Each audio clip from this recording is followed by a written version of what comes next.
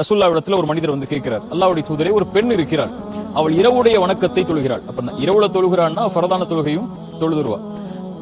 பகல் முழுக்க நோன்பு வைக்கிறாள். பகல் முழுக்க நோன்பு வைக்கிறாள்னா ரமதான் மாதத்துடைய நோன்பையும் வச்சிருவா. அப்ப கடமையான வணக்கத்தையும் உபரியான வணக்கங்களையும் செய்கிறாள். அல்லாஹ்விடத்தில் இருக்கக்கூடிய எல்லா வணக்க வழிபாட்டிலையும் சரியா இருக்கிறார். ஆனால் அந்த பெண்ணால் அந்த வீட்டுடைய பக்கத்து வீட்டார் நோவினை செய்யப்படுகிறார் நாவால். பக்கத்து வீட்டுல இருக்கக்கூடிய உங்களோட நாவால பிரச்சனை பண்ணி கொண்டிருக்காங்க, தீங்கிழைச்சு கொண்டிருக்கா அந்த பெண். இந்த பெண் யார்?